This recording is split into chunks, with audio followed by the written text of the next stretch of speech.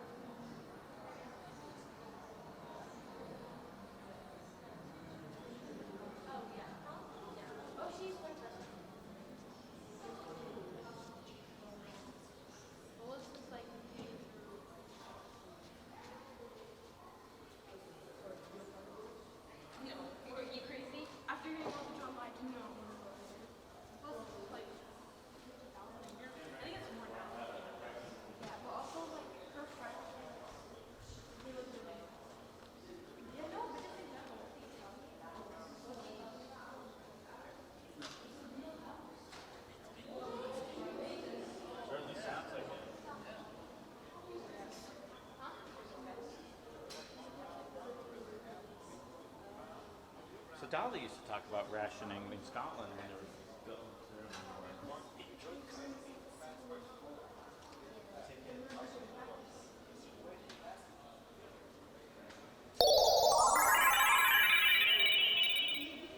Simulation terminated.